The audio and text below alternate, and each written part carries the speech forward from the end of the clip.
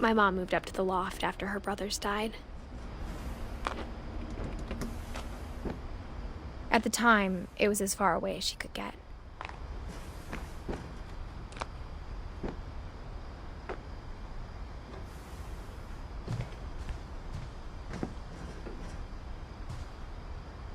She spent a summer building houses in Calcutta, where she met my dad, Sanjay.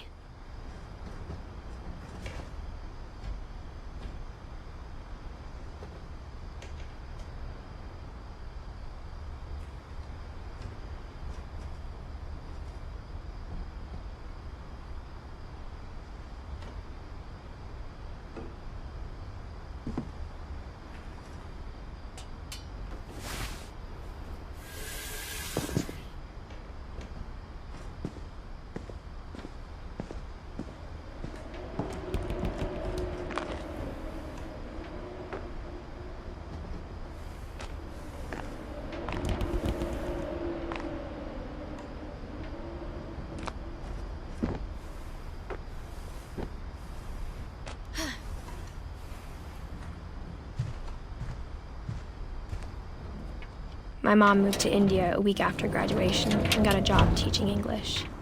Louis was born a year later.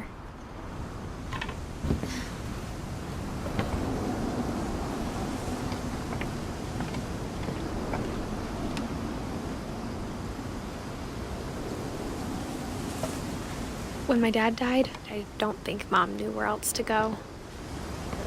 I'm sure Edie was happy to have her back. And to see kids in the house again.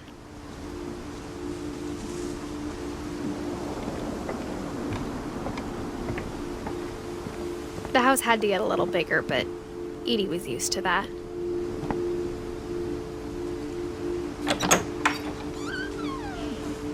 And for a while, things were good. Almost normal. But it didn't last.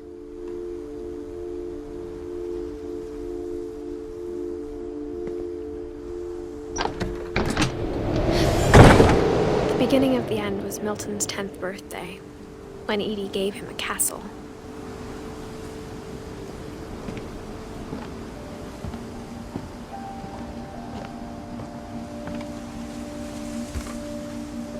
After Milton disappeared, the only thing he left behind was a room full of paintings.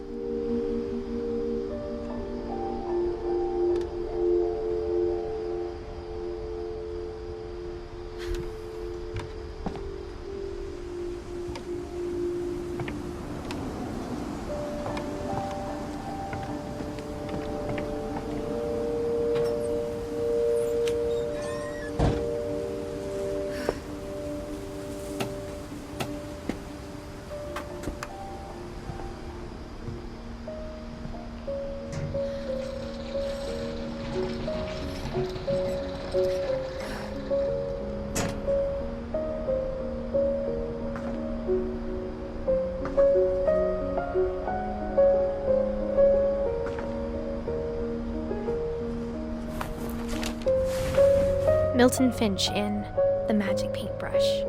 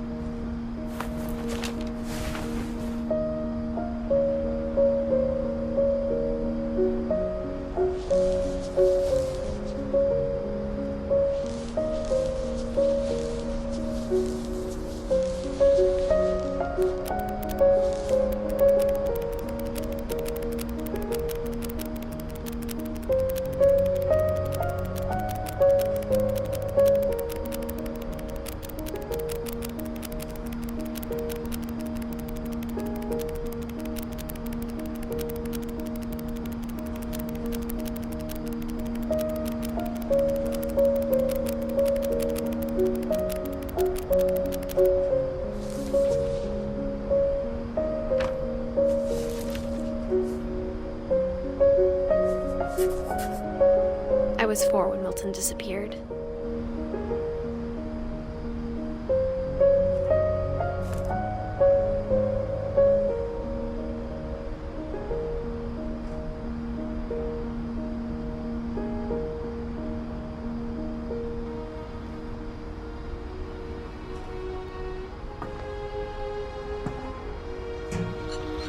Mom spent months searching for my brother.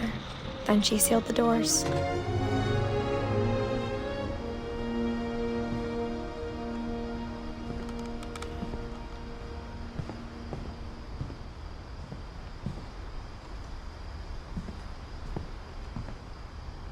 Whatever Milton had found in the house, Mom didn't want it getting out.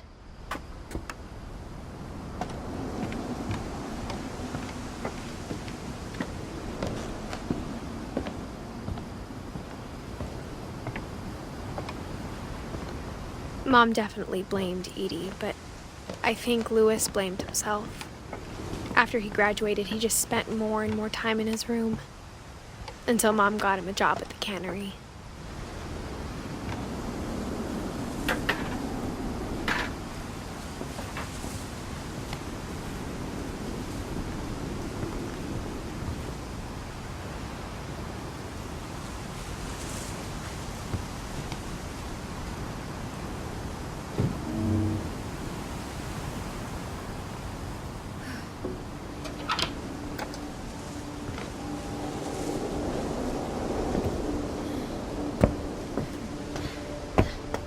Louis's room smelled very, very familiar. That part of him lived on.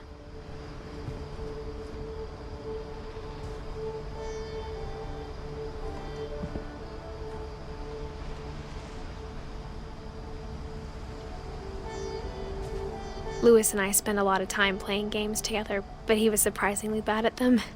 He died a lot.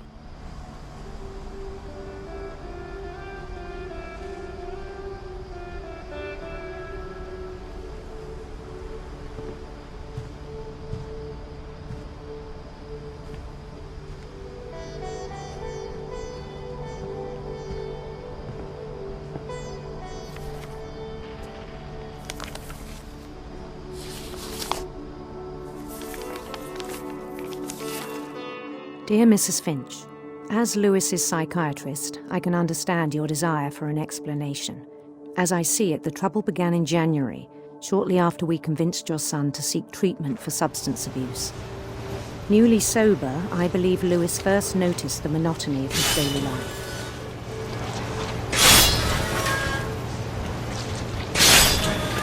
He kept working at the cannery. But he withdrew part of himself.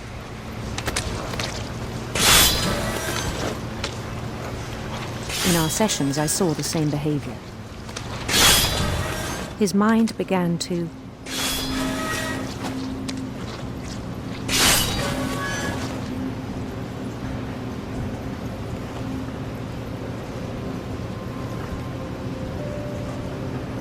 wander.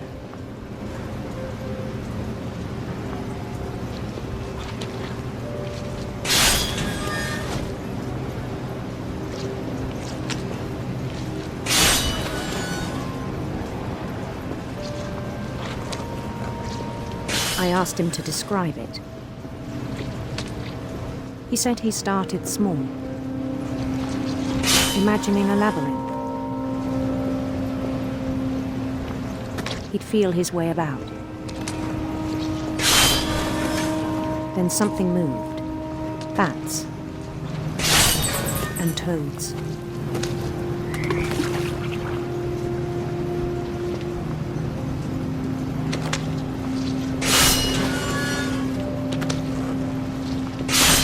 And things that have not names. He knew it was all in his head.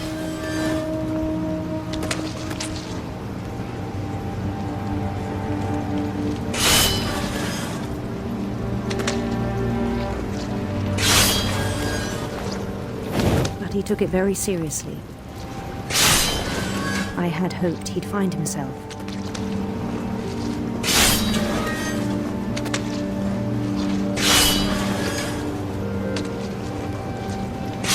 But he found something more.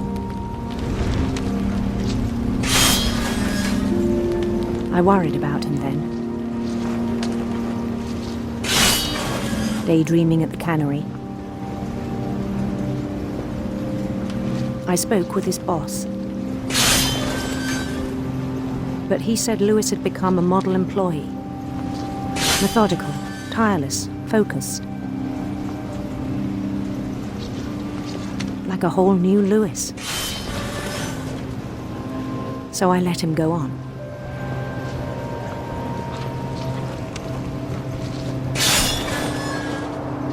I even encouraged him.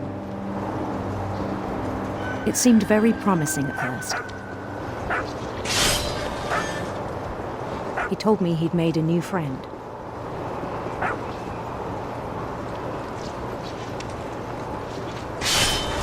On the edge of a city he named Lewis-topia. He built the city up slowly, brick by brick.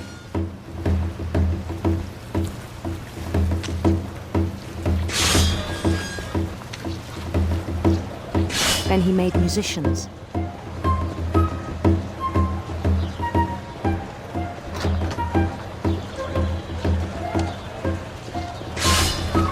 And songs for them to play. He talked about starting a band.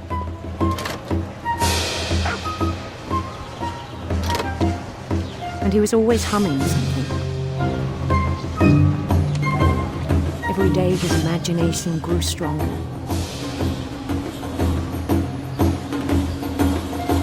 He no longer spoke at the cannery. But his chopping was as reliable as ever. Then one day it struck him that all the cheering crowds, even the stones under his feet, were all in his imagination. So he could do whatever he wished.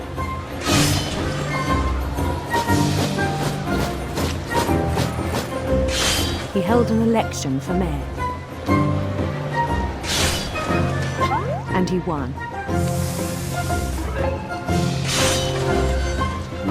They begged him to stay, but his mind was already wandering. It became a game for him.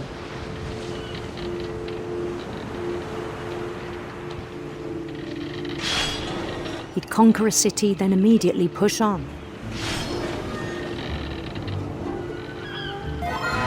New Louisville.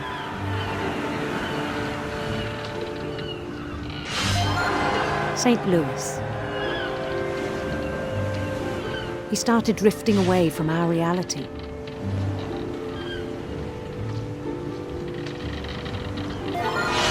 Minneapolis, until one day he forgot to go home from the cannery. Even as his mother pleaded with him, part of Lewis kept sailing on.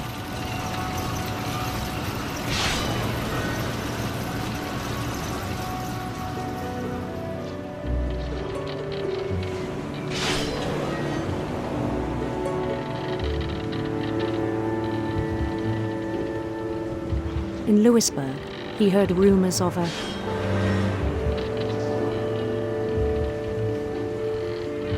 handsome queen.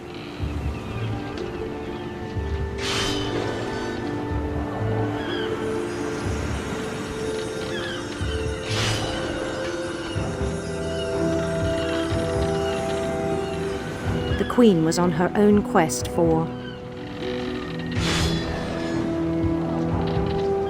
sinister serpents.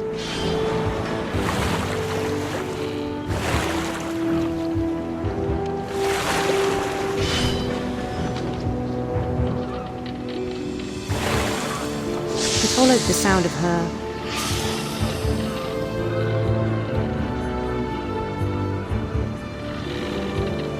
electric sitar.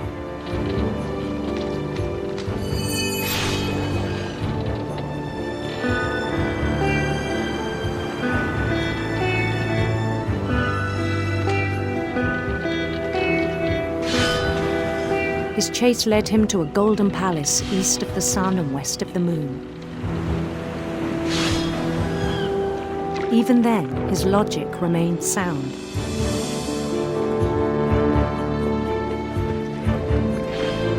He knew the world was all in his imagination.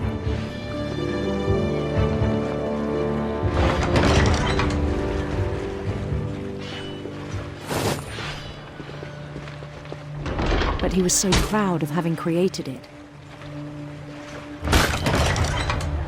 In his own eyes, he'd become something greater than a king.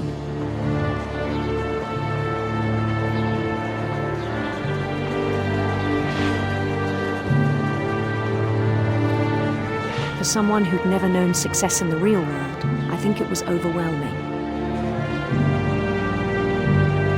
And then it struck him that the real Lewis was not the one chopping salmon, but the one climbing the steps of a golden palace.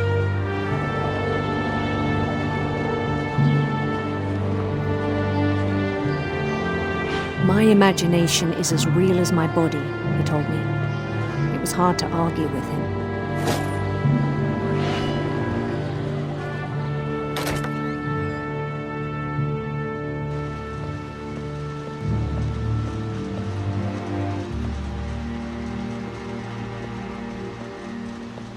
I began to forget the world we know.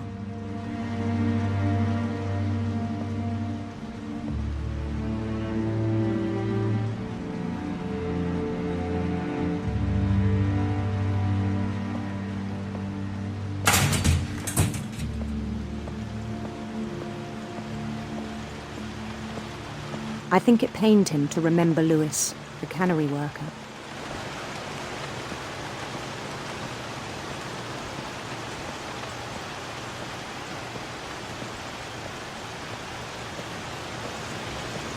He began to despise the man with a royal contempt.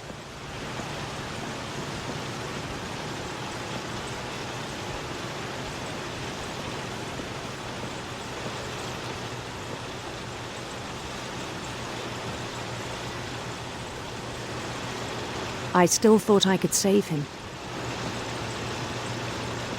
Even after he said he was being crowned king over all the lands of wonder. The palace would be packed with his companions.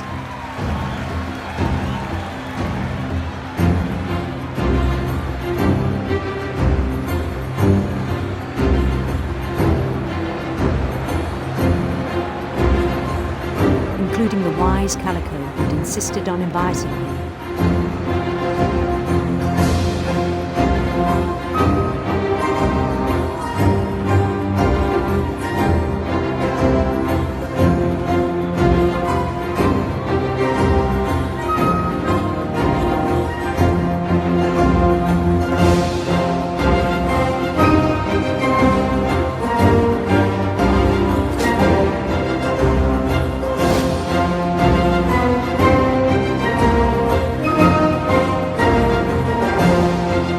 His queen waited, holding his crown.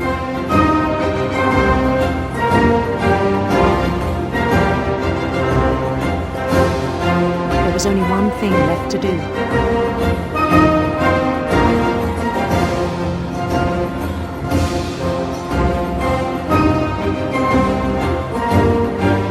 Bend down his head.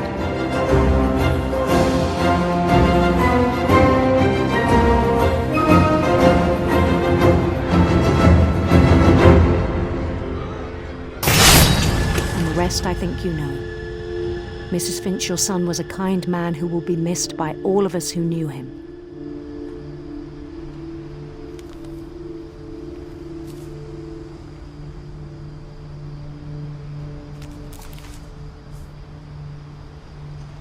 My brother was really cool. I wish you could have met him.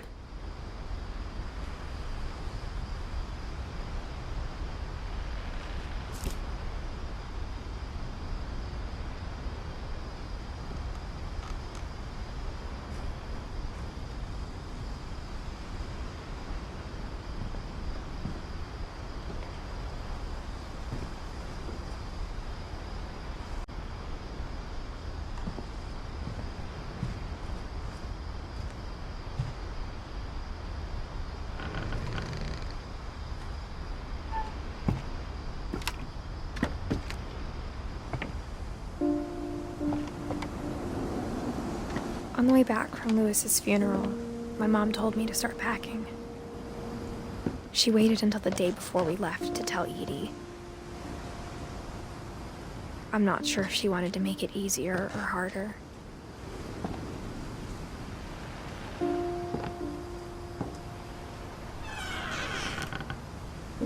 I wish we'd stayed.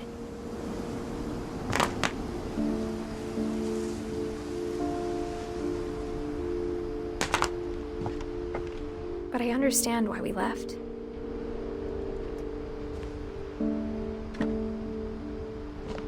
My mom ended up leaving everything behind.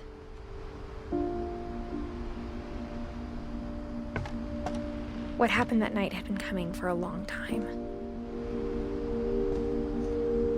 Maybe it should have come sooner.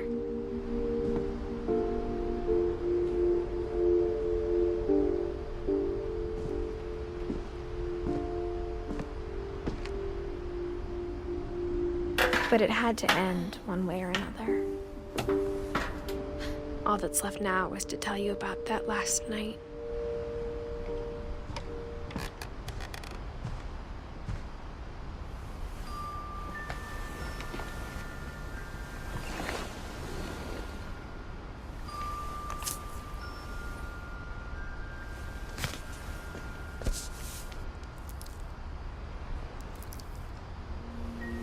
That whole last day, Edie just watched us pack and didn't say a word.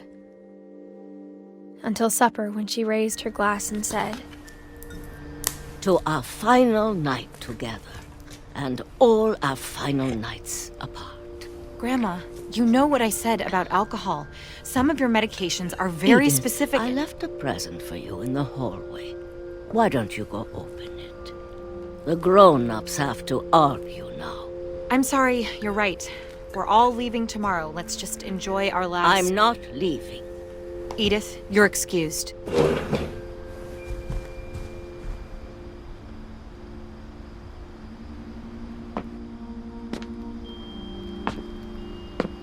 The power had been shut off that morning, but Edie always had plenty of candles. When my mom sealed the library, I don't think she knew about the other entrance, or that Edie had a key to it.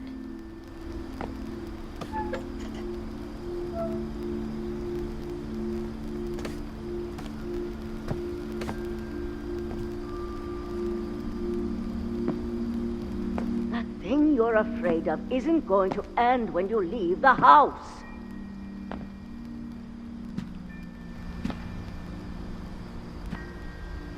Edith has a right to know these stories.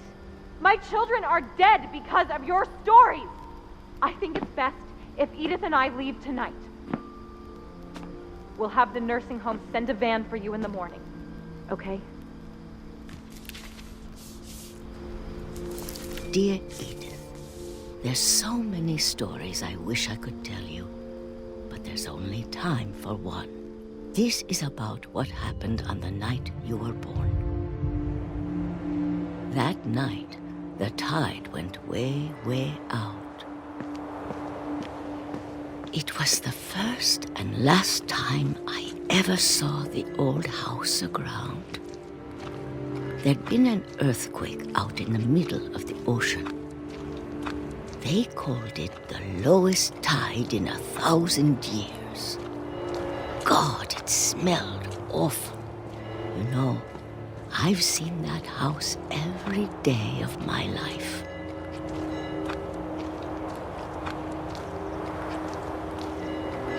But I never thought I'd go back to it.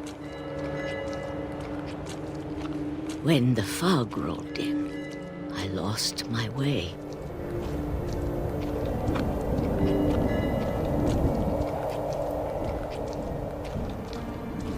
I got turned around.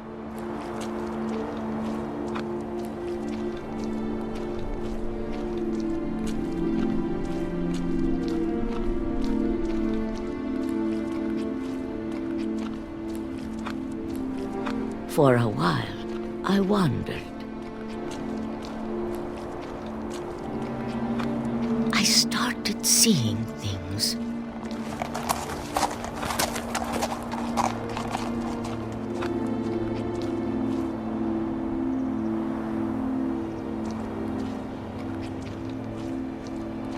things I'd forgotten had ever existed.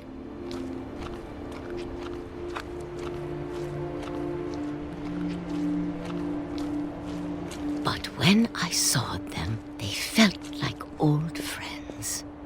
That night, a lot of things came back to me. Or maybe I came back to them.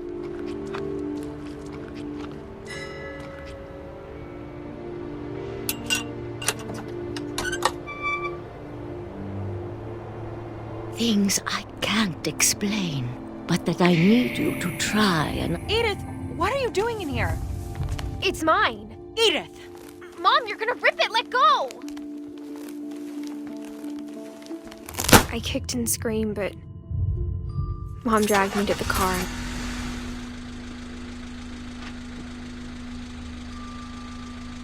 I never saw Great-Grandma Edie again. The next morning, the band came to pick her up, but she was already gone. After that, we moved around a lot.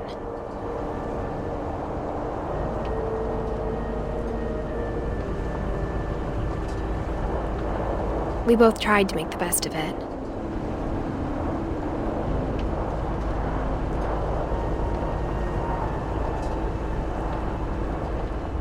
A few years went by.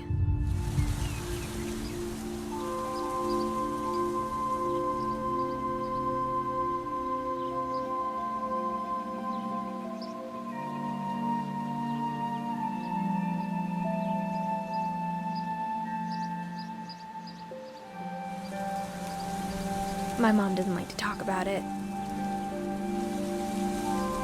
but she started getting sick a lot. The rest happened pretty quickly.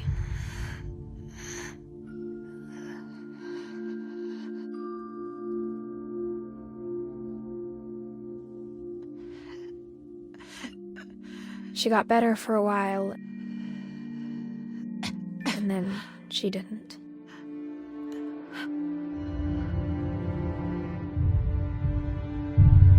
And then I was alone.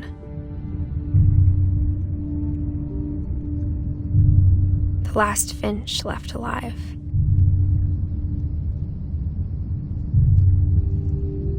Until I found out about you. I'm still not sure what to tell you about all this. If we lived forever, maybe we'd have time to understand things. But as it is, I think the best we can do is try to open our eyes and appreciate how strange and brief all of this is.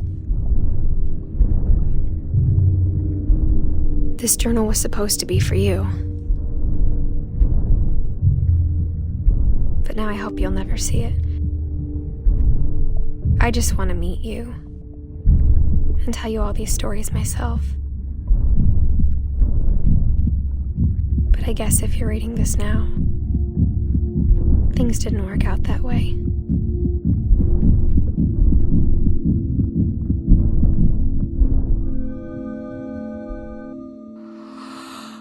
This is where your story begins. I'm sorry I won't be there to see it.